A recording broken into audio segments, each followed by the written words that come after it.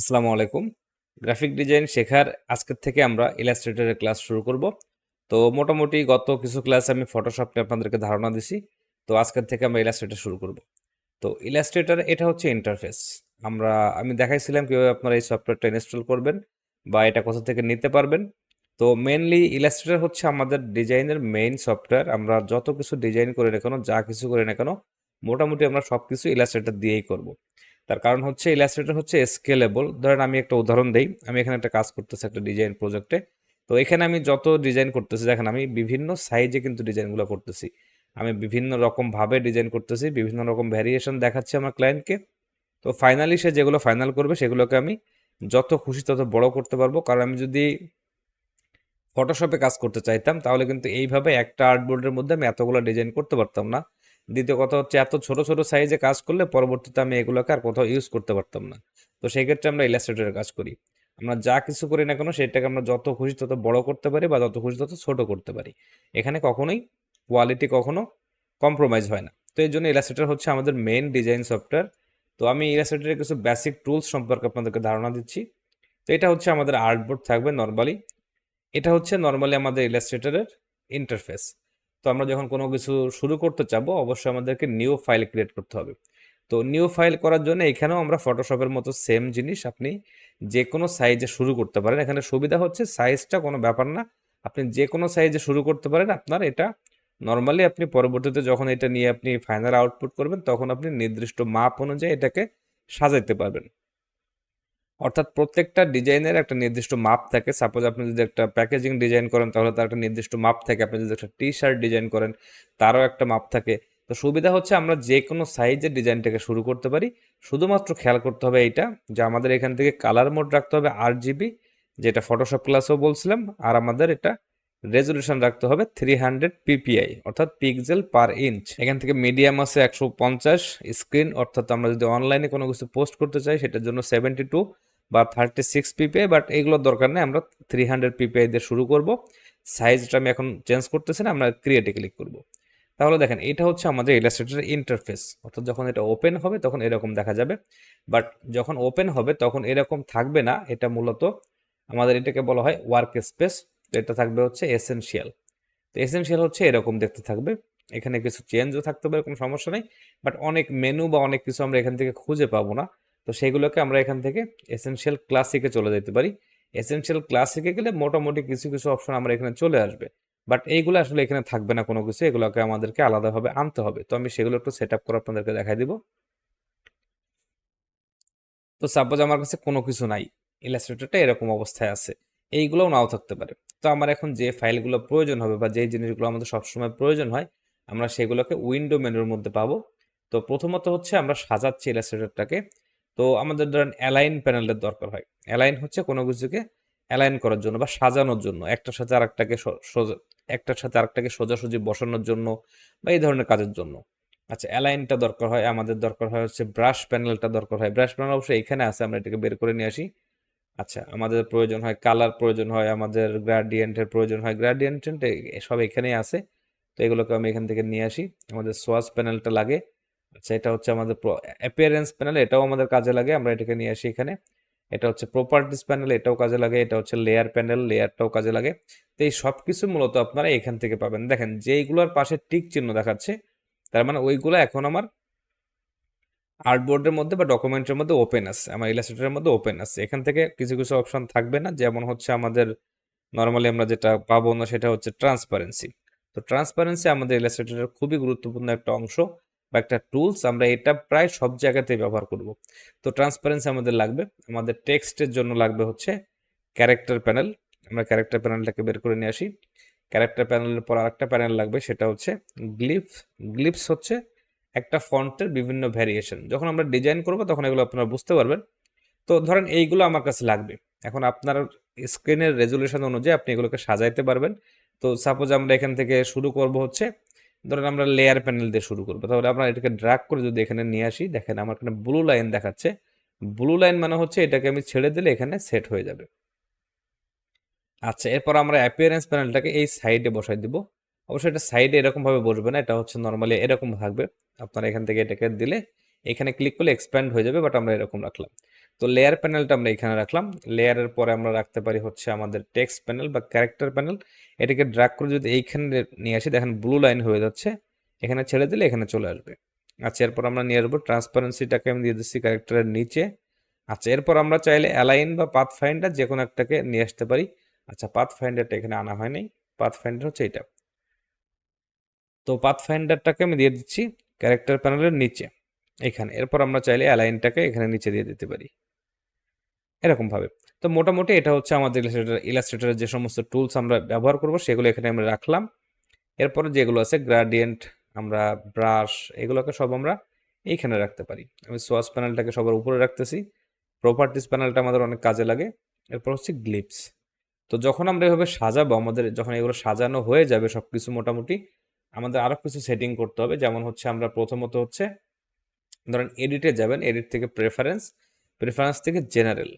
এখান থেকে আমাদের কিছু কিছু জিনিস সেট করতে হবে। যেমন কিবোর্ড ইনক্রিমেন্ট 1 পিক্সেল আছে, এটাকে আমরা 2 পিক্সেল করে দিতে পারি। এটা হচ্ছে আমরা একবার কিবোর্ড চাপলে কতটুকু নর্মালি এটা সরবে, একটা অবজেক্টকে যখন সিলেক্ট করবে এটা একবার কিবোর্ডে অ্যারো কি প্রেস করলে কতটুকু সরবে সেটা আমরা 2 পিক্সেল দিয়ে দিলাম। এখানে কিছু সেটিং আছে যেমন স্কেল কর্নার আর স্কেল স্ট্রোকস অ্যান্ড ইফেক্ট, এই দুটাকে আমাদেরকে চেক মার্ক দিয়ে রাখতে হবে। এরপর আমাদের কিছু অপশন আছে যেমন টাইপ আছে, ইউনিট আছে। ইউনিটটাকে আমরা জেনারেল ইউনিট রাখতেছি পিক্সেল, কারণ আমরা যখন কাজ করব আমরা পিক্সেলে কাজ করব। স্ট্রোকটা পয়েন্ট আকারে বাড়বে, টাইপটা পয়েন্ট আকারে বাড়বে। আচ্ছা, এখান থেকে আরো কিছু অপশন আছে যেমন আপনারা চাইলে ইন্টারফেসটাকে চেঞ্জ করতে পারেন, কালার চেঞ্জ করতে পারেন, দরকার নেই আমি ব্ল্যাক রাখতেছি। আচ্ছা, পারফরমেন্সের এখানে হচ্ছে আপনার পিসির উপর ডিপেন্ড করবে, দরকার নাই। ফাইল হ্যান্ডলিং এটা জরুরি, এখান থেকে আমি 30 সেকেন্ড দিয়ে রাখছি বা সব থেকে কম দিয়ে রাখছি। কারণ হচ্ছে আমি যখন কাজ করতেছি আমি চাই যে 30 সেকেন্ড পর পর এগুলোর জন্য অটোমেটিক সেভ হইতে থাকে। আচ্ছা, আরেকটা কাজ আমাদেরকে করতে হবে সেটা হচ্ছে অ্যাপিয়ারেন্স অফ ব্ল্যাক। এখান থেকে সবকিছু আমার এখান থেকে রিচ ব্ল্যাক থাকবে। Display all blacks as rich black, এটাকে আমরা ডিসপ্লে অল ব্ল্যাকস অ্যাকুরেটলি করে দেবো। এই দুইটাকেই দেওয়ার পর আমি ওকে দিচ্ছি, তাহলে আমার ইলাস্ট্রেটরের সেটিংটা কমপ্লিট হয়ে গেল। এখন আপনারা চাইলে এখান থেকে কিছু শর্টকাট সেট করতে পারেন, কিবোর্ড শর্টকাট। যেমন আমি এখন কিছু কিছু আপনাদেরকে নাম বলে দিচ্ছি যেগুলো হচ্ছে মূলত আমাদের প্রয়োজন হয়, বা আমি যখন কাজ করব তখন আপনাদের এটা সুবিধা হবে যখন আপনারা এটা সেম করে রাখবেন। যেমন অবজেক্টের মধ্যে একটা অপশন আছে সেটা হচ্ছে লক আর আনলক। লকের মধ্যে যদি আমরা যাই, সিলেকশন হচ্ছে, আমি যদি Ctrl 1 প্রেস করি, যেমন এখানে ধরুন কিছু নাই, আমি যদি এখানে এটাকে কেটে দেই, দেওয়ার পরে এখানে কিছু থাকবে না, তাহলে এখানে ক্লিক করে আমি যেটা প্রেস করব কিবোর্ডে Ctrl 1, সেটা এখানে সেট হয়ে যাবে। আচ্ছা, আনলক লেয়ার হচ্ছে Alt Ctrl 1, এটা হচ্ছে আমার শর্টকাট। আচ্ছা, এক্সপ্যান্ডের শর্টকাট হচ্ছে Ctrl 3, এক্সপ্যান্ড অ্যাপিয়ারেন্সের শর্টকাট হচ্ছে Ctrl 2। তো এগুলো আমি বলতে থাকবো, যখন ডিজাইন করবো তখন আমি এগুলো বলে বলে দিব আপনাদেরকে। যেমন এখান থেকে আরেকটা অপশন আছে সেটা হচ্ছে পাথ। পাথের মধ্যে একটা অপশন আছে অফসেট পাথ, যেটা শর্টকাট হচ্ছে Alt Ctrl F। তারপর একটা অপশন আছে আপনার হচ্ছে, আচ্ছা, টাইপের মধ্যে একটা অপশন আছে যেমন হচ্ছে টাইপ অন এ পাথ টুল, এটার মধ্যে একটা অপশন আছে type on a path options, এর শর্টকাট হচ্ছে Alt Ctrl T। এগুলো আপনারা আপনাদের মতো সেট আপ করে নেবেন, যখন আমি কাজ করতে থাকবো আমি এগুলো বলবো যে আমি এটা থেকে এটা করতেছি, আপনারা সেভাবে সিলেক্ট করে নেবেন। যেমন সিলেক্ট এর মধ্যে আছে একটা অপশন সেম, সেমের মধ্যে যাওয়ার পর আমার এখানে ফিল কালারটার জন্য আমার শর্টকাট হচ্ছে Ctrl W, আবার স্ট্রোক কালারের জন্য শর্টকাট হচ্ছে Ctrl Q। তো এখান থেকে আপনি যে কোনো শর্টকাট কিন্তু সেট করতে পারেন। এখানে ধরেন কিছুই নাই, আমি Ctrl Q দিলাম, এটা সেট হয়ে যাবে। যখন সেভ হয়ে যাচ্ছে আমি এখান থেকে ওকে দিব, দিলে এটা একটা ওয়ার্নিং দিবে, আপনি জাস্ট এখান থেকে ইয়েস দিয়ে দেন, কোনো সমস্যা নেই। এখন যেটা হচ্ছে আমার এটা, আমি এখন ওয়ার্ক স্পেসে আছি হচ্ছে এসেনশিয়াল ক্লাসিক। তো এটাকে যদি আমি এখন এই অবস্থায় রেখে দেই তাহলে আমি পরবর্তীবার ইলাস্ট্রেটর ওপেন করলে এগুলো সব হারাই যেতে পারে। তো সেই ক্ষেত্রে আমাদের এটা সেভ করতে হবে। তো আমরা নিউ ওয়ার্ক স্পেসে ক্লিক করব, এখানে আপনি একটা নাম দিবেন, ধরেন আমরা নাম দিলাম FLC ফ্রিল্যান্সিং লাইভ ক্লাস, যে কোনো নাম দিয়ে ওকে দিবেন। তাহলে এটা আপনার এখানে একটা ওয়ার্ক স্পেস কিন্তু সেভ হয়ে যাবে। যদি আপনার কোনো অপশন চেঞ্জ হয়ে যায়, কোনো কিছু আপনি উল্টাপাল্টা করে ফেলেন কোনোভাবে এরকমভাবে, তখন আপনি এখান থেকে যাওয়ার পরে রিসেট FLC তে ক্লিক করলে এটা অটোমেটিক আবার যার জায়গায় এসে চলে যাবে। ওকে, তো এটা হচ্ছে আমাদের ইলাস্ট্রেটরের বেসিক সেটিং। আমরা ফটোশপে যেরকম দেখছি যে এগুলো হচ্ছে ফাইল, এগুলো হচ্ছে menu bar, file menu, edit menu, object menu, এগুলোর প্রত্যেকটার বিভিন্ন কাজ আছে যেগুলো আমরা ডিজাইন যখন করব তখন এগুলোর মধ্যে থেকে আপনারা বুঝতে পারবেন বা দেখাইতে থাকবো। টুল বারেরও কাজ এখানে সেম, এটা হচ্ছে সিলেকশন টুল। আমরা যদি কোনো কিছুকে এখন কোনো অবজেক্টকে সিলেক্ট করতে চাই, আমার আর্টবোর্ডের মধ্যে কোনো কিছু আছে সেগুলোকে আমরা মুভ করতে পারবো। এখানে সুবিধা হচ্ছে এটা ইনফিনিট ভাবে আমরা কাজ করতে পারি, আমাদের আর্টবোর্ডের বাইরে গেলে যে দেখা যাবে না এরকম কোনো অপশন নাই। বা আমরা ফটোশপে যেরকম দেখছি যে আমাদের আর্টবোর্ডের বাইরে গেলে আমরা আর কাজ করতে পারি না, বা ক্যানভাসের বাইরে গেলে কাজ করা যায় না, কিন্তু এখানে ওরকম না। এখানে এই যে ব্ল্যাক বক্স, সাধারণত এর বাইরে আপনি যাইতে পারবেন না সেভাবে। তো এক্ষেত্রে দেখা যাচ্ছে এখন আপনি যাইতে পারতেছেন, বাট যখন কোনো ফাইল নিয়ে কাজ করবেন তখন একটা সমস্যা দেখাবে। তো মনে করা যায় যে এই যে ব্ল্যাক অংশটুকু, এর মধ্যে থেকে আপনি যা খুশি করবেন সব কিছু করতে পারবেন, কোনো সমস্যা নেই। বাট যখন আপনি কোনো কিছুকে এক্সপোর্ট করবেন তখন শুধুমাত্র এই আর্টবোর্ডের মধ্যে যেটুকু থাকবে সেইটুকু এক্সপোর্ট হবে। এর বাইরে কোনো কিছু চলে গেলে সেটা কিন্তু আর এক্সপোর্ট হবে না। আমি একটু দেখাই, আমি এরকমভাবে রেখে যদি এক্সপোর্ট করি কীভাবে করতেছে সেটা পরে। এখন দেখেন এটাকে এরকমভাবে এক্সপোর্ট হয়েছে, আর্টবোর্ডের বাইরের অংশটুকু কিন্তু এক্সপোর্ট হয় নাই। তো যাই হোক, এটা হচ্ছে নর্মালি আমাদের ইলাস্ট্রেটরের একটা নিয়ম। এখন আমাদের প্রত্যেকটা টুলসের বিভিন্ন কাজ আছে। তো এটা হচ্ছে আমাদের মনে করেন যে সিলেকশন টুলের কাজ হচ্ছে সিলেক্ট করা বা কোনো কিছুকে মুভ করা। আচ্ছা, এখন এরপর একটা অপশন আছে direct selection tool. Direct selection টুলটা হচ্ছে সরি ডাইরেক্ট ডাইরেক্ট সিলেকশন টুলটা হচ্ছে নর্মালি আমার যে কোনো কিছুকে, আমি যদি কোনো কিছুকে একটা অংশকে ধরে মডিফাই করতে চাই, যে শুধুমাত্র এই কর্নারটা বা শুধুমাত্র এই কর্নারটা, বা আমি এই কর্নারটাকে একটু রাউন্ড করতে চাচ্ছি, ধরেন আমি নর্মালি ধরলাম, ধরার পরে যে চারটে ডট আসছে, এই চারটা ডটটা আমি ক্লিক করে ড্র্যাগ করলে এটা রাউন্ড হয়ে যাবে। বাট আমি চাচ্ছি যে সবগুলো কর্নার রাউন্ড না হোক, শুধুমাত্র একটা কর্নার রাউন্ড হোক। তাহলে ডাইরেক্ট সিলেকশন টুল দিয়ে ধরতে হবে, ধরার পরে রাউন্ড করলে ওই কর্নারটা শুধুমাত্র রাউন্ড হবে। অর্থাৎ যে কোনো একটা নির্দিষ্ট অংশকে সিলেক্ট করতে চাইলে আমরা ডাইরেক্ট সিলেকশন টুলটা ইউজ করি। এরপর আরেকটা অপশন আছে নিচে, সেটা হচ্ছে গ্রুপ সিলেকশন টুল। এগুলো পরে দেখা যাবে। Magic wand. তো ম্যাজিক ওয়ান্ডের বিষয়টা হচ্ছে আমার এখানে, সাপোজ আমার এখানে বিভিন্ন কালারের কিছু কিছু জিনিস আছে, তো আমি এখান থেকে একটু কালার চেঞ্জ করে দিচ্ছি। ম্যাজিক ওয়ান্ডের কাজ হচ্ছে আমরা যদি কোনো কিছুকে, ধরুন আমি যদি কোনো কিছুকে ম্যাজিক ওয়ান্ডে সিলেক্ট করি তাহলে ওইটার যে সিমিলার যত কালার আছে সব কিছু একবারে সিলেক্ট হয়ে যাবে। যেমন এটা ডাইরেক্ট ব্ল্যাক আছে, আমরা এটাকে হালকা একটু অন্য টাইপের অন্য ব্ল্যাক দিয়ে দিই। আচ্ছা, এটাকে আমি একটু আরেকটা অন্য ব্ল্যাক দিয়ে দিই। তো এখন যদি আমি ম্যাজিক ওয়ান্ডে সিলেক্ট করি তাহলে দেখেন এটা মোটামুটি সবগুলাকে কিন্তু সিলেক্ট করে ফেলছে। সবগুলা ব্ল্যাককেই বা কাছাকাছি যত কালার থাকবে সবকিছুকে সিলেক্ট করে ফেলবে ম্যাজিক ওয়ান টুল। এটা আমরা পরে দেখতে পারবো। আচ্ছা, এখানে আমাদের ফটোশপের মতো ল্যাসো সিলেকশন টুল আছে।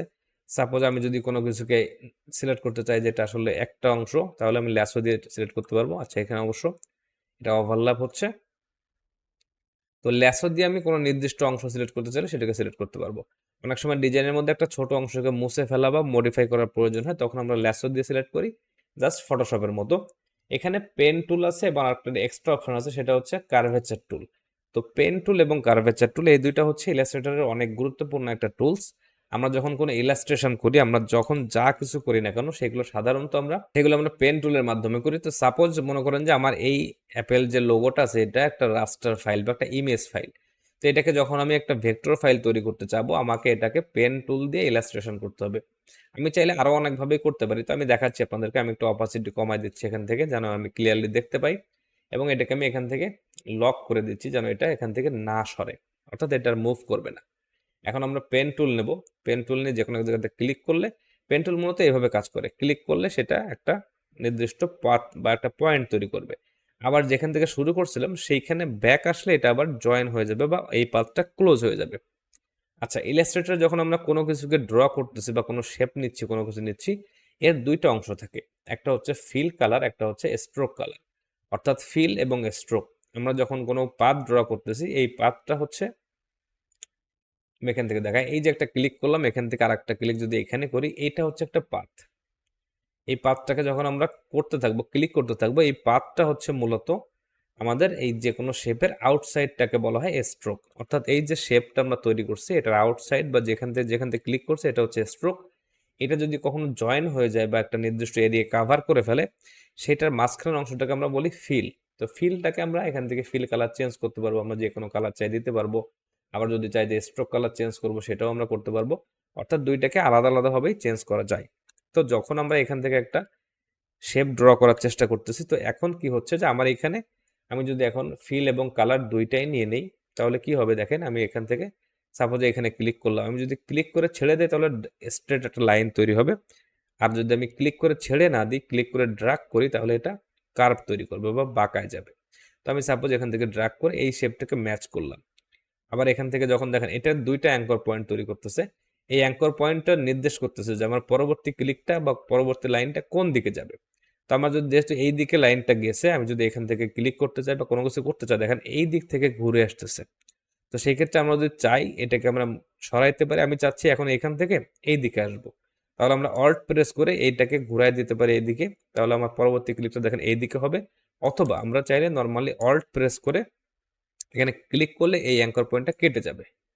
এখন এটা নির্দিষ্ট কোনো দিকে নির্দেশ করতেছে না, আমি যেই দিকে যাব সেই দিকে চলে আসবে। তো আমি এখান থেকে এইখানে নিয়ে আসলাম, দেখেন জয়েন হয়ে যাচ্ছে, বাট এখানে ক্লিক করলে একটা শেপ তৈরি করে ফেলবে। বাট যদি আমি ক্লিক না করি, আমি ক্লিক করে ড্রাগ করি, তাহলে এটাও একটা কার্ভ তৈরি করবে এদিকে। তো সুন্দরভাবে কিন্তু আমরা এটাকে তৈরি করতে পারলাম। এখন আমি চাচ্ছি যে আমার এই ভেতরটা তো দেখা যাচ্ছে, এটা দেখা না যাক, আমি ফিলটাকে চেঞ্জ করি। বা ফিল আছে আমার ব্ল্যাক, স্ট্রোক আছে হোয়াইট। আচ্ছা, আমি এখান থেকে চেঞ্জ করে দিই, তাহলে বুঝতে সুবিধা হবে। তো দেখেন ফিল আছে আমার গ্রিন, স্ট্রোক আছে অরেঞ্জ। তো আমি যদি এখন শিফট এক্স প্রেস করি, তাহলে এটা সুইচ হয়ে যাবে। ফিল চলে আসলো অরেঞ্জ, স্ট্রোক হয়ে গেল গ্রিন। শিফট এক্স দিলে শিফট হয়। ওকে, তো আমি চাচ্ছি যে ফিলটা না থাকুক, যেন আমি ভিতরটা দেখতে পাই। তাহলে আমি এই ফিলটাকে এখান থেকে নান করে দিতে পারি বা ক্রস করে দিতে পারি। তাহলে এটা তার কোনো ফিল থাকলো না, শুধুমাত্র স্ট্রোক কালারটা থাকলো। ওকে, তো এখন আমি যেটা করব সেটা হচ্ছে আমি বাকি অংশটুকুকে ইলাস্ট্রেশন করব। তো সাপোজ আমি এখান থেকে শুরু করলাম, আমি এখান থেকে যদি এখানে ক্লিক করি, তাহলে এটা এরকম একটা শেপ তৈরি করলো। এখন আমি চাচ্ছি যে এটাকে সুন্দরভাবে ম্যাচ করাইতে, তাহলে আমি অল্ট প্রেস করে এখান থেকে ড্র্যাগ করতে পারি। তো ড্র্যাগ করলে যেটা হয় যে এটা কিন্তু সুন্দরভাবে একটা কার্ভ তৈরি করে। বাট অনেক সময় দেখা যায় কি যে কার্ভটা মিলতেছে না, তখন আমাদের কি করতে হবে, আমরা ডাইরেক্ট এই পর্যন্ত না এসে আমরা মিডিল পর্যন্ত আসবো, এই শেপটার মিডিল পর্যন্ত এসে এখান থেকে এটা আগে ম্যাচ করব, তারপর এখান থেকে এটাকে ক্লিক করে এটাকে ম্যাচ করব। ওকে, এটা এরকম দেখা যাচ্ছে, এটা আরো ভালোভাবে করতে হবে আর কি। মূলত ধরুন আমরা এখান থেকে এখানে গেলাম আর এখান থেকে এখানে আসলাম। আবার যদি কোনো সময় মনে হয় যে এটা ঠিক মতো হয়নি, আমি চাইলে এটাকেও কিন্তু মডিফাই করতে পারবো। আমি চাইলে এইটা তো আমার এখন এই অবস্থা আছে, আচ্ছা আমি পরে মডিফাই করতেছি, সেটা পরে দেখাচ্ছি। তো এখন আমি যাচ্ছি এই দিকে আসতে, তো এটা দেখাচ্ছে এই দিকে, তাহলে আমাকে এটা এখান থেকে এটাকে ক্রস করতে হবে বা কেটে দিতে হবে। কেটে দেওয়ার পর আমি এখান থেকে ক্লিক করলে, হালকা একটু ক্লিক করলে আমি এই যে অ্যাঙ্কর পয়েন্টটা যতটা লম্বা করব, সাপোজ দেখেন আমি যদি এখন এটাকে পরবর্তী ক্লিকটা আমি এরকম কাছাকাছি দিতে পারতেছি, কারণ আমার অ্যাঙ্কর পয়েন্টটা অনেকটা ছোট আছে। বাট যদি এখানে না করে আমি যদি অ্যাঙ্কর পয়েন্টটাকে টেনে লম্বা করে ফেলি, তাহলে পরবর্তী ক্লিকটা আমি এইখানে দিতে পারবো না, যতটা লম্বা হবে তত দূরে যে আমার পরবর্তী ক্লিকটা দিতে হবে। তো সেই ক্ষেত্রে আমরা কি করি, নর্মালি এখান থেকে একটা ছোট ক্লিক করে নেই, নিয়ে আমি এটাকে অল্ট প্রেস করে এই পয়েন্টারটা দিয়ে আমি এটাকে ম্যাচ করতেছি। এবার তাহলে এটাকে আমি এখান থেকে এইখানে ম্যাচ করতে পারবো, আবার এটাকে এই দিকে নিয়ে আসতে পারবো। এটা মূলত প্র্যাকটিস করতে হবে, যত বেশি আপনি প্র্যাকটিস করবেন তত বেশি আপনার হাত ক্লিয়ার হবে এবং আপনি আরো সুন্দরভাবে এটাকে করতে পারবেন। তো যাই হোক, আমি অল্প একটু নিয়ে আসলাম, অল্ট প্রেস করে এখান থেকে আমি দিয়ে দিচ্ছি, এর সাথে ম্যাচ করে দিচ্ছি যতটা সম্ভব আর কি। আমি খুব ভালোভাবে করতে যাচ্ছি না এখন, তাহলে আমাদের অনেক সময় লেগে যাবে। তো সাপোজ এতটুকু হইলেই হচ্ছে। এখন এখান থেকে আমি এর দিকে নিয়ে আসলাম, আনার পরে এখান থেকে আবার জয়েন করে দিয়ে একটা ড্রাগ করে দেবো। তাহলে মোটামুটি আমার একটা শেপ কিন্তু তৈরি হয়েছে। যদি কোনো জায়গায় প্রবলেম থাকে, মনে করেন যে এখানে একটু প্রবলেম আছে, আমরা চাইলে স্মুথ টুলের মাধ্যমে সেটাকে ফিক্স করতে পারি। যেমন আমার এখান থেকে এটা সিলেক্ট করলাম, স্মুথ টুলটা নিলাম, এখান থেকে একটু স্মুথ করে দিতে পারি। এখান থেকে সমস্যা মনে হচ্ছে, একটু স্মুথ করে দিতে পারি। এগুলো আমরা পরবর্তীতে আস্তে আস্তে শিখবো। দেখেন এখান থেকে স্ট্রোক কালার আছে, ফিল কালার না, কোনো ফিল কালার নাই। তো এখন যদি আমি শিফট এক্স প্রেস করি, তাহলে কি হচ্ছে, এটা স্ট্রোক হয়ে ফিল হয়ে যাচ্ছে, স্ট্রোক নান হয়ে যাচ্ছে। তো আমি চাইলে আবার এখানে স্ট্রোক অ্যাড করতে পারবো। আমি এখান থেকে স্ট্রোকের সাইজ যত দিব, স্ট্রোকটা তত সাইজ হবে। ওকে, তো এটা দরকার নেই, আমরা আপাতত এটাকে নান করে দিচ্ছি। তো এটা হচ্ছে মূলত পেন টুলের কাজ। তো এখন দেখেন আমার এটাকে, আমার যখন ইমেজটা ছিল, ইমেজটা হচ্ছে ফেটে ফেটে যাচ্ছিল বা একটা রাস্টার ফাইল। আর যখন আমরা এটাকে ভেক্টর করে নিলাম, এটা কিন্তু আর কখনোই ফাটবে না। আমরা যত ছোট করি যত বড় করি, কখনোই এটা আর কখনোই রাস্টার ফাইলের মতো পিক্সেল হয়ে যাবে না। তো এটা হচ্ছে আমাদের পেন টুল, মূলত ইলাস্ট্রেশনের কাজে লাগে। আমরা আরো বিস্তারিত জানবো এই সম্পর্কে। এর সাথে আরেকটা অপশন আছে, যেমন পেন টুল দিয়ে যখন আমরা কাজ করতেছি, দেখেন পেন টুলের মধ্যে অ্যাড অ্যাঙ্কর পয়েন্ট টুল আছে, ডিলেট অ্যাঙ্কর পয়েন্ট আছে, অ্যাঙ্কর পয়েন্ট টুল আছে, এগুলো আমরা পরে শিখবো। পেন টুলের মতো আরেকটা টুল সিমিলার দেখতে, এটার নাম হচ্ছে কার্ভেচার টুল। আপনারা যে কোনো টুলের উপর ধরলে এটা কিন্তু দেখাবে যে এটার কাজ কি।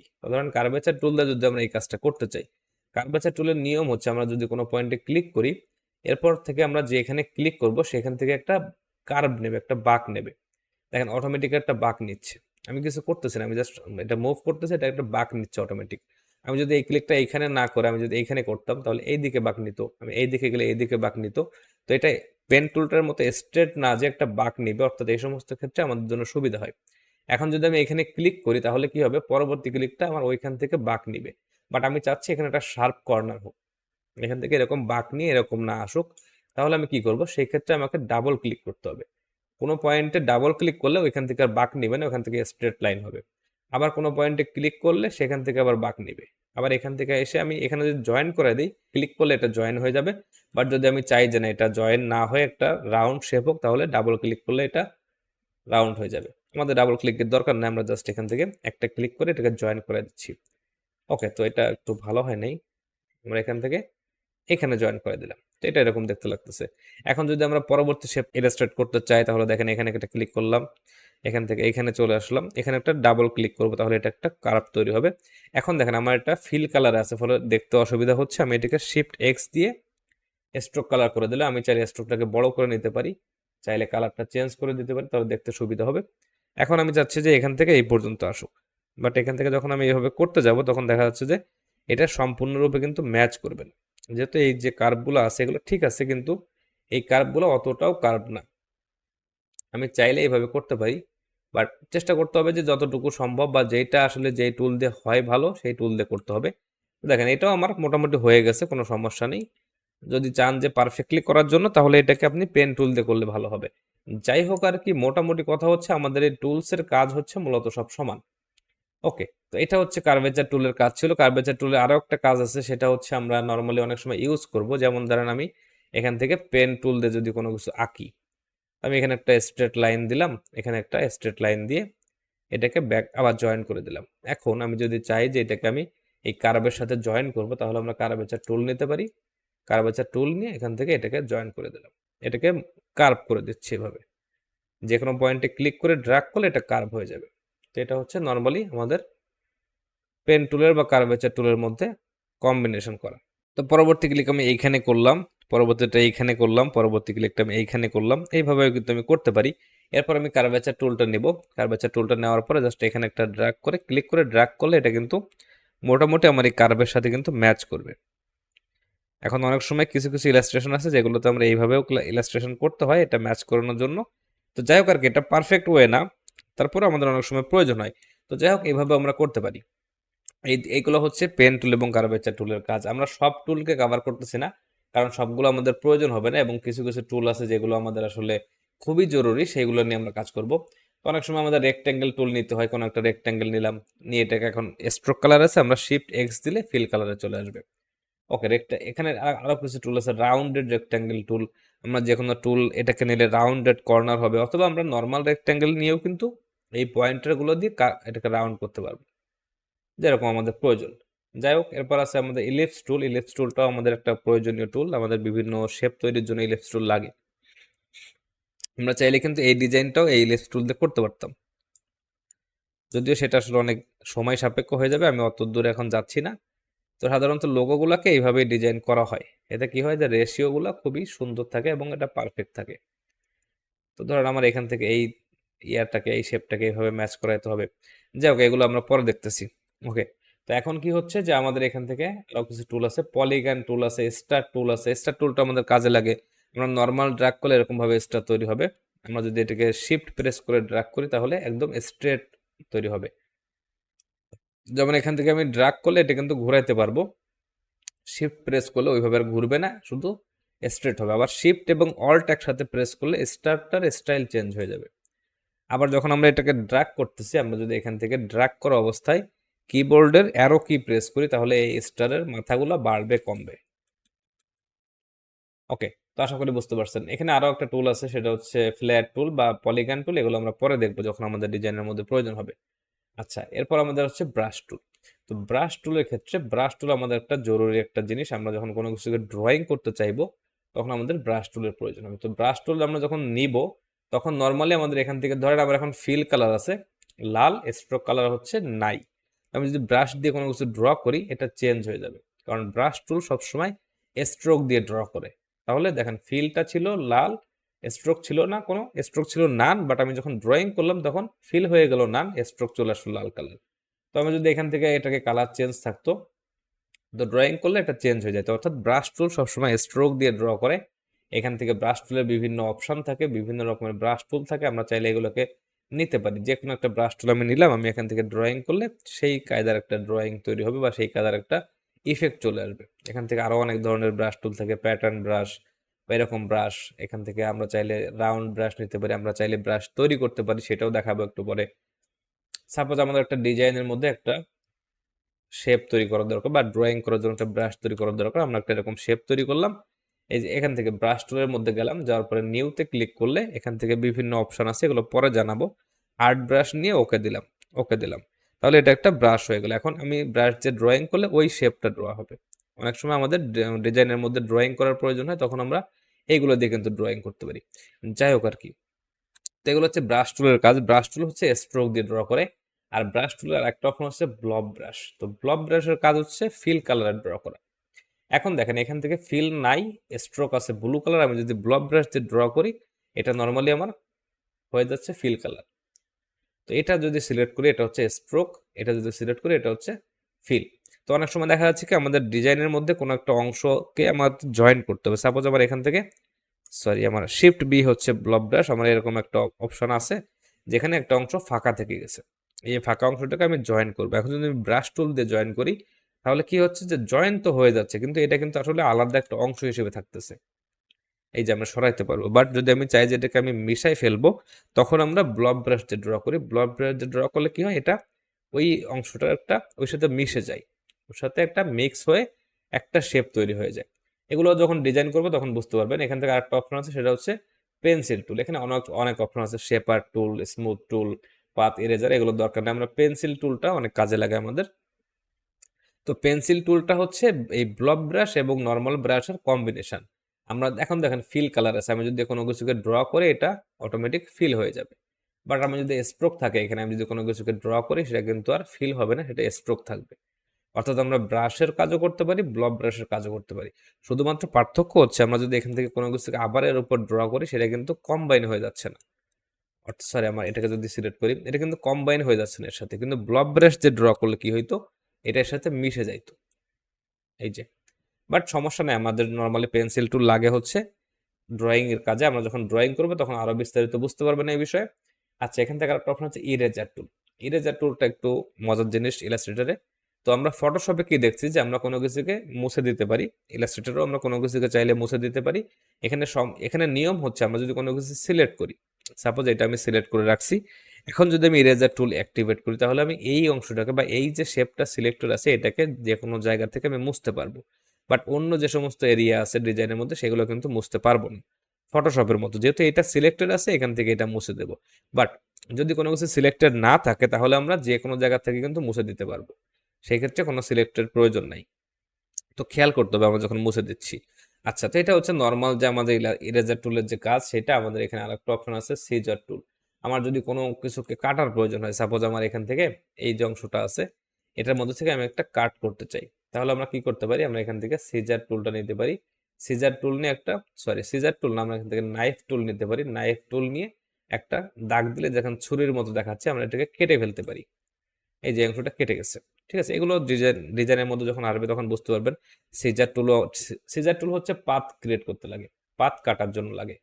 ধরেন এটা একটা পাথ, এখন এটাকে আমি স্ট্রোক করে দিচ্ছি, দেওয়ার পর আমি চাচ্ছি যে এই পাথটাকে, যেহেতু এটা কিন্তু ফিল কালার ছিল, ফিল কালারটাকে আমরা নাইফ টুল দিয়ে কাটলাম, আমি চাচ্ছি যে এখান থেকে এটাকে কেটে দিব, তাহলে আমাকে এটাকে এখান থেকে সিজার টুল নিতে হবে। সিজার টুল নিয়ে আমি যে কোনো জায়গাতে ক্লিক করলে এটা সেখান থেকে কেটে যাবে, দেখেন। তো স্ট্রোক কাটার জন্য হচ্ছে সিজার টুল বা কাইচির যে ইয়াটা আছে কেচি, এটা। আর নর্মালি কোনো কিছু ফিল কালার কাটার জন্য হচ্ছে নাইফ টুল। ওকে, তো এগুলো হচ্ছে আসলে অনেক সময়ের ব্যাপার। যাই হোক, সমস্যা নেই, আমরা এখান থেকে আরেকটা অপশন আছে সেটা হচ্ছে রোটেট টুল বা রিফ্লেক্ট টুল। এটা এখন দরকার নেই, আমরা পরে দেখবো। আচ্ছা, এখান থেকে আমাদের আরেকটা অপশন আছে সেটা হচ্ছে শেপ বিল্ডার টুল। শেপ বিল্ডার টুলটা একটা মজার টুল। আমরা যদি কোনো কিছুকে এখান থেকে, সাপোজ আমি কিছু ইলিপস নিচ্ছি, এরকম ভাবে কিছু ইলিপস নিলাম, আমি একটু কালারও চেঞ্জ করে দিতে পারি, দেখতে সুবিধা হবে। ধরেন এখান থেকে আমার কাছে কিছু শেপ আছে, এই শেপগুলোকে আমি যদি এখন কম্বাইন করতে চাই কোনোভাবে, এই সবগুলো কিন্তু আলাদা আলাদা শেপ। ইলাস্ট্রেটরে আমরা যা কিছু করি না কেন, যেমন ফটোশপে যদি আমরা কাজ করতাম, আমরা একই লেয়ারের মধ্যে যা কিছু করতাম সবকিছু একটা ফাইল হিসেবে থাকতো, সবকিছু একটা ফাইল হয়ে যেত। আচ্ছা, আমি একটুখানি দেখাই দিই আপনাদেরকে।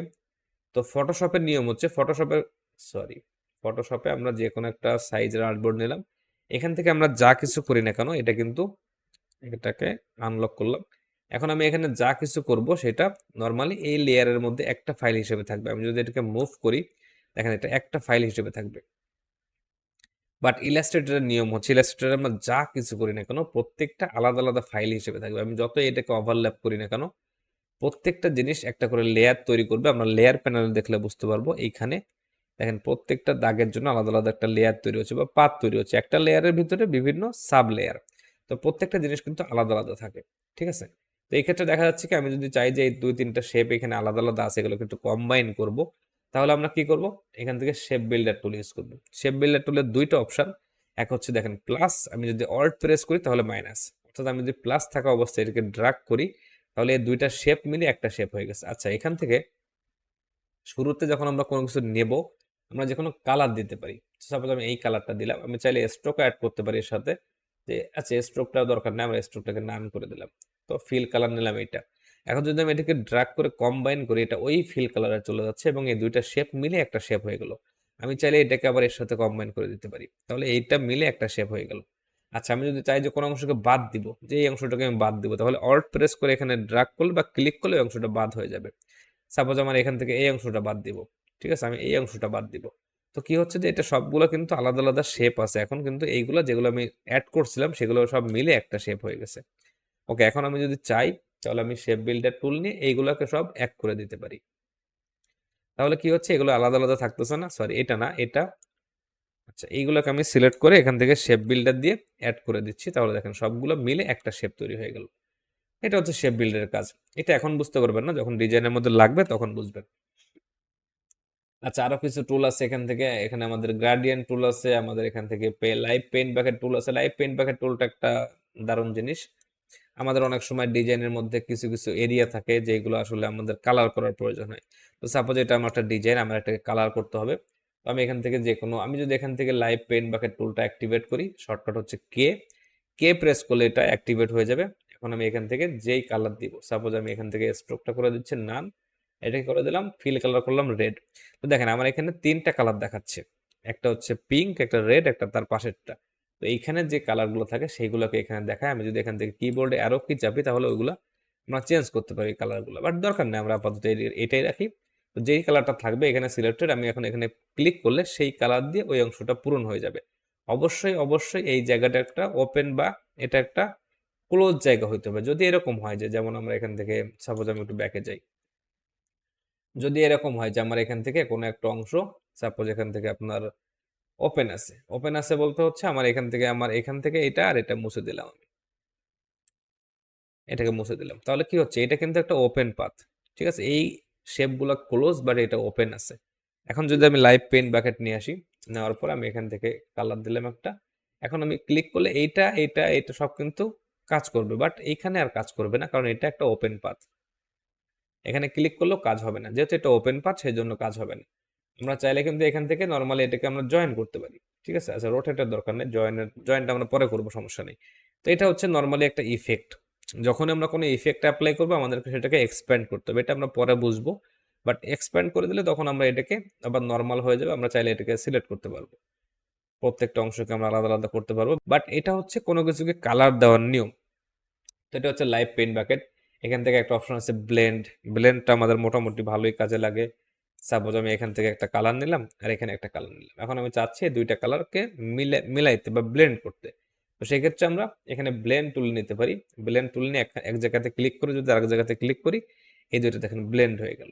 এখন এই ব্লেন্ডের ভিতরে বিভিন্ন অপশন আছে, যেমন আমরা এখানে ডাবল ক্লিক করলে এখান থেকে আসবে এটা স্মুথ কালার একটা অপশন আছে, অর্থাৎ স্মুথলি মিশে গেছে। আমরা চাইলে এটাকে স্টেপ করে দিতে পারবো, যে এখানে কতগুলো স্টেপ চাই আমরা।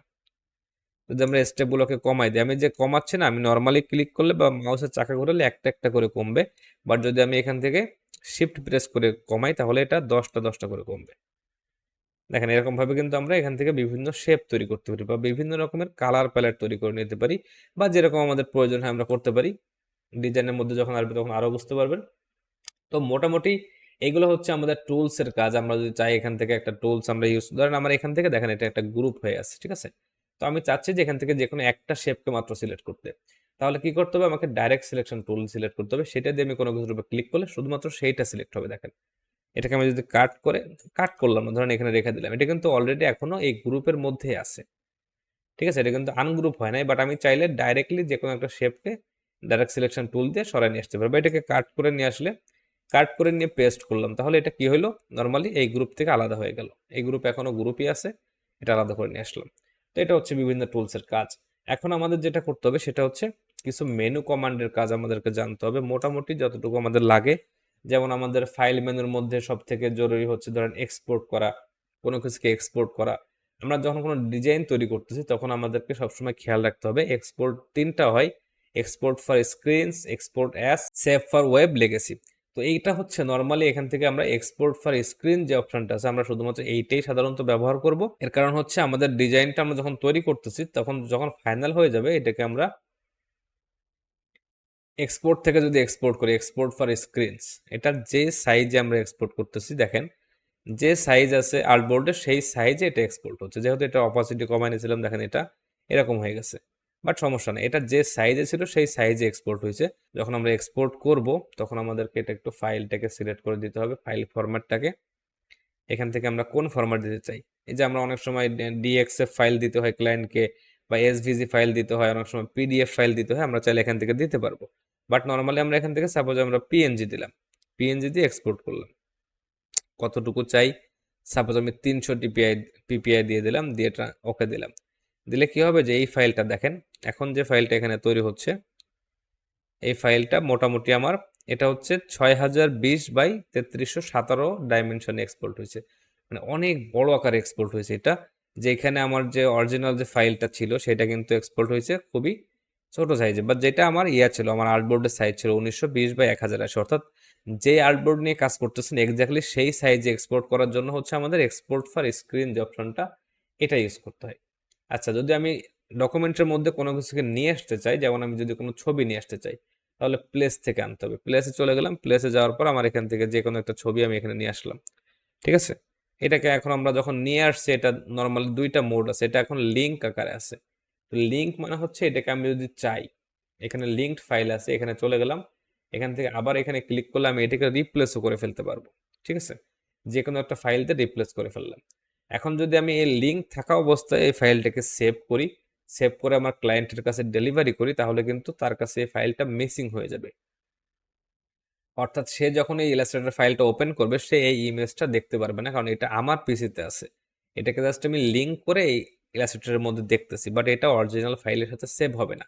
তো সেই ক্ষেত্রে অবশ্যই যদি কোনো ইমেজ ইউজ করেন কোনো ডিজাইনের মধ্যে এবং সেটা ক্লায়েন্টকে পাঠাইতে হয়, তাহলে অবশ্যই আমাকে এটাকে এমবেড করে দিতে হবে। আমরা এখানে ক্লিক করলে এটা এমবেড হয়ে যাবে। এখন এটা আমার ডিজাইনের মধ্যে বা এই ডকুমেন্টের মধ্যে চলে আসলো, এখন আমি ক্লায়েন্টকে পাঠাইলে সেই ইমেজটা পাবে, ঠিক আছে। তো এটা হচ্ছে প্লেসের কাজ। এখান থেকে নর্মালি অনেক কাজ আছে যেগুলো আমরা পরে জানবো, যেমন স্ক্রিপ্টের মধ্যে একটা আছে ডিভাইড দ্য টেক্সট ফ্রেম, যাই হোক ওটা পরে দেখতেছি। তো এখানে এডিটের মধ্যে অনেক কাজ আছে, যেমন এই যে আপনার পেস্ট ইন ফ্রন্ট। দেখেন নর্মালি আমাদের ফটোশপের নিয়ম হচ্ছে যে কোনো কিছুকে কন্ট্রোল সি দিলাম কপি হলো, কন্ট্রোল ভি দিলাম পেস্ট হবে, ঠিক আছে, কন্ট্রোল ভি দিলাম পেস্ট হবে।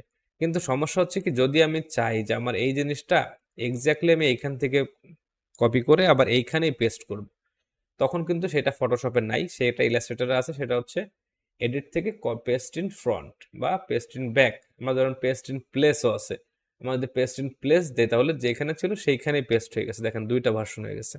ওকে, আমি একটুখানি কালারটা চেঞ্জ করি, এটাকে গ্রুপ করে দিচ্ছি, এটাকেও একটা গ্রুপ করে দিচ্ছি, তাহলে এটা মুভ করবে না। ধরুন আমরা এইখানে রাখছি, ঠিক আছে, এরকম ভাবে রাখছি। তো এখান থেকে আর একটা ভার্সন আমরা নিয়ে আসি, এটাকে আমি দিয়ে দিচ্ছি সবার পিছনে। আচ্ছা, রাইট ক্লিক করে অ্যারেঞ্জ সেন্ড টু ব্যাক, এটা চলে গেলো সবার পিছনে। এখন দেখেন আমি যদি চাই যে আমার এখান থেকে আমি ব্লুটাকে সিলেক্ট করব, ব্লুটাকে যেহেতু সবার নিচে আছে এটাকে কপি করে আমি সবার উপরে নিয়ে আসবো, তাহলে এটাকে কন্ট্রোল এক্স দিয়ে কাট করলাম। এখন কন্ট্রোল এফ দিলে ওটা যেখানে ছিল সেইখানেই পেস্ট হবে, বাট সবার উপরে। আবার যদি আমি কন্ট্রোল বি দেই তাহলে যেইখানে ছিল সেইখানেই পেস্ট হবে, বাট সবার নিচে। আবার যদি আমি এখান থেকে কাট করি, করে আমি যদি লালটাকে সিলেক্ট করে কন্ট্রোল বি দেই তাহলে লালটার পিছনে পেস্ট হবে। তো এগুলো আমাদের কাজে লাগবে, যখন আমরা ডিজাইন করব তখন এগুলো লাগবে। যাই হোক আর কি, এগুলোর মধ্যে এটা আমাদের কাজে লাগে। যাই হোক আর কি। আচ্ছা, আরেকটা জিনিস দেখাতে ভুলে গেছি, মাই সেটিং। এই যে আমরা সেটিংটা করলাম তাই না, যে বিভিন্ন সাইডের এগুলো সাজাইলাম, আমরা যে কিবোর্ড শর্টকাট দিলাম, এগুলো আপনারা চাইলে কিন্তু এক্সপোর্ট করে রাখতে পারেন। যখন আপনারা এক্সপোর্ট করবেন তখন নর্মালি আপনি যে কোনো নাম দিতে পারেন, দিয়ে এটাকে সেভ করে রাখতে পারেন। সেভ করলে কি হবে, এই সেটিংগুলো সব ওই ফাইলটার মধ্যে সেভ হয়ে থাকবে। পরবর্তীবার যখন আপনি আবার ইলাস্ট্রেটর সেটআপ দিবেন বা কোনো কিছুকে নতুন করে সেটআপ দিবেন, তখন ওই ফাইলটা আবার আপনি এখান থেকে ইম্পোর্ট করতে পারবেন। তাহলে এই সমস্ত সেটিং আবার আপনার চলে আসবে, বারবার করার দরকার হবে না। ওকে, এটা হচ্ছে এডিট ছিল। অবজেক্টের মধ্যে কিছু কাজ থাকে আমাদের, যেমন হচ্ছে আমাদের অনেক সবসময় কাজে লাগে যেগুলো, তার মধ্যে একটা হচ্ছে অফসেট পাথ। তো সাপোজ আমি এই যে শেপটা এখানে তৈরি করছি, আমি চাচ্ছি এই শেপটার একটু বড় সাইজের একটা শেপ নিতে।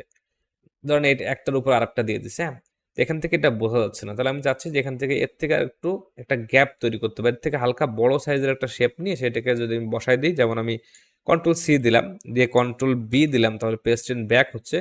এটাকে যদি একটু বড় করে দেই, দিয়ে আমি কোনো একটা কালার দিয়ে দিই, তাহলে কি হবে, এটা দেখতে এরকম লাগবে। বাট সমস্যা হচ্ছে কি, দেখেন যখন আমরা একটু বড় করে দিচ্ছি এটা কিন্তু পারফেক্টলি ম্যাচ হয় নাই, এখান থেকে কিন্তু ম্যাচ হয় না, এখান থেকে ম্যাচ হয় না। তো সেই ক্ষেত্রে আমরা কি করি, অফসেট পাথ তৈরি করি। অফসেট পাথ হচ্ছে যে কোনো জিনিসকে এক্স্যাক্টলি সেম ভাবে বড় করে দেওয়া, চারিদিক থেকে সমানভাবে বড় করা। যেমন এই যে অবজেক্ট থেকে অফসেট পাথে গেলাম, এখন যদি এটাকে আমি বাড়াইতে থেকে দেখেন চারিদিক থেকে সমানভাবে বড় হবে, কোনো জায়গাতে কোনো সমস্যা হবে না। তো এই ক্ষেত্রে আমাদের অফসেট পাথ লাগে, এটাকে ওকে দিলাম। কিন্তু অফসেট পাথ করার পরে কোথাও ক্লিক করবেন না, কারণ এটা গ্রুপ হয়ে থাকে। তো ক্লিক না করে কন্ট্রোল-X দিবেন বা কাট করবেন। এবার আপনি যদি চান যে এটার পিছনে পেস্ট করবেন, তাহলে কন্ট্রোল-B দিবেন, দিয়ে আপনি যে কোনো কালার দিলে এটা সেই কালার হয়ে যাবে। দেখেন এখন একটা গ্যাপ তৈরি হয়েছে, বা মনে হচ্ছে একটা গ্যাপ আছে এই দুইটা শেপের মধ্যে। এটা হচ্ছে অফসেট পাথ, আমাদের অনেক কাজে লাগে। তারপর হচ্ছে প্যাটার্ন আছে, এগুলো কাজে লাগে, ব্লেন্ড লাগে, এনভেলপ ডিস্টর্ট, এটা আমরা যখন টেক্সট নিয়ে কাজ করব তখন দেখাবো, আশা করি বুঝতে পারবেন। টাইপও আমরা ওই সময় দেখাবো, সিলেক্ট। তো সাপোজ আমার এই ডিজাইনের মধ্যে অনেক রকমের কালার আছে, তাই না? তো আমরা এখান থেকে লাল কালার যতগুলো আছে আমি সবগুলোকে একবারে সিলেক্ট করতে চাই। তো সাপোজ আমার এখান থেকে, আমি এখান থেকে দিয়ে দিলাম এই লালটা, এখান থেকে দিয়ে দিচ্ছি, ধরেন আমি অন্য একটা লাল কালার দিয়ে দিচ্ছি। আমার কাছে বিভিন্ন রকমের লাল কালারের শেপ আছে। এখন যদি আমি চাই যে লালগুলাকে, বা এই যে লালটা আছে, এই যে লালটা এটাকে আমি সিলেক্ট করব, এই কালারের যা কিছু আছে সেগুলোকে সব সিলেক্ট করব। এখন যদি আমি ম্যাজিক ওয়ান নেই, তাহলে বাকি যে লালগুলো আছে, যেমন ধরেন এইটা ধরে নাই কারণ এটা অনেক আলাদা, বাট এইটাও কিন্তু ধরছে, এটা হালকা একটু আলাদা ছিল এর থেকে। বা এখান থেকে আমরা আরেকটুখানি চেঞ্জ করে দিই, সাপোজ এরকম দিয়ে দিলাম। তো এখন যদি আমি এটাকে সিলেক্ট করি, এটা কিন্তু সবগুলো লালকে ধরতেছে, এইটা বাদে। তাহলে তাহলে কি হচ্ছে যে আমার কাজটা হচ্ছে না। তো আমি চাচ্ছি শুধুমাত্র এই কালারের যা কিছু আছে। তো সেই ক্ষেত্রে সিলেক্টে যাইতে হবে, সেম, সেম থেকে ফিল কালার, ফিল কালারে ক্লিক করলে এক্স্যাক্টলি এই কালারের যে শেপগুলো আছে শুধুমাত্র সেইগুলোকে সিলেক্ট করবে। বাকি কোনো কিছু কিন্তু আর যতই কাছাকাছি থাকুক সেগুলো সিলেক্ট হবে না। তো এটা একটা অপশন আমাদের খুব কাজে লাগে। তারপর হচ্ছে আরো অনেক কিছু আছে, যেমন ইফেক্ট আছে। তো ইফেক্ট এবং, আচ্ছা ইফেক্ট আমরা পরে যাই।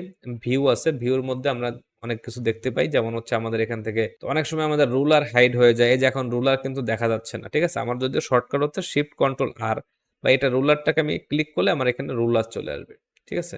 আবার ভিউর মধ্যে অনেকগুলো আছে, যেমন এই যে হাইড বাইন্ডিং বক্স একটা অপশন আছে, এটা অনেক সময় আপনাদের হবে। এই যে আমি কোনো অপশনকে, কোনো কিছুকে সিলেক্ট করলে একটা চারপাশে একটা বক্স দেখাচ্ছে, তাই না?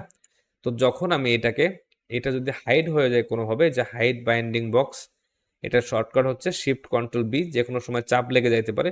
তো এটা চাপলে হবে কি, এটা কিন্তু আর সিলেক্ট করলে ওই বক্সটা কিন্তু আর আসবে না, এরকম আসবে। তখন আপনি কনফিউজ হয়ে যেতে পারেন যে কি হচ্ছে, আমার বক্সটা আসতেছে না কেন। তখন আপনি এখান থেকে শো বাউন্ডিং বক্স করে দিবেন, তাহলে এটা চলে আসবে। তো যাই হোক, এরকম আরো আরো অনেক অপশন আছে এর মধ্যে, যেগুলো আমাদের বিভিন্ন সময় কাজে লাগে, যখন লাগবে তখন আমরা দেখব। যেমন আমরা অনেক সময় আউটলাইন ভিউ দেখার প্রয়োজন হয়, ডিজাইনটার মধ্যে কোন কোন ফাইল আছে, কোন কোন অবজেক্ট আছে যেগুলো আউটলাইন আসলে ম্যাচ করতেছে কিনা। যেমন ধরেন আমার এখান থেকে এই কর্নারটা খুবই পারফেক্টলি ম্যাচ করানোর দরকার, আমি এইভাবে কিন্তু ম্যাচ করাইতে পারি, ঠিক আছে? এই যে এইভাবে দিয়ে আমি ম্যাচ করাইতে পারি এর সাথে, মোটামুটি আর কি আমরা যদি চাই তাহলে এইভাবে কাজ করতে পারি। অনেক সময় কাজে লাগে। আবার এখান থেকে প্রিভিউ দিলে এটা প্রিভিউ চলে আসবে। ওকে, এগুলো হচ্ছে মোটামুটি আমাদের ইলাস্ট্রেটরের কিছু টুলস এর কাজ। এখানে দুইটা জিনিস আমি এক্সট্রা থাকতেছে, একটা হচ্ছে টেক্সট টুলের কাজ আর একটা হচ্ছে ইফেক্টের কাজ। এই দুইটা ইফেক্ট নিয়ে, এই দুইটা নিয়ে আমি আলাদা একটা ক্লাস দিব, তাহলে আপনাদের জন্য সুবিধা হবে বুঝতে। তো ঠিক আছে, এই ক্লাসটা এই পর্যন্ত থাকলো, দেখা হচ্ছে পরের ক্লাসে।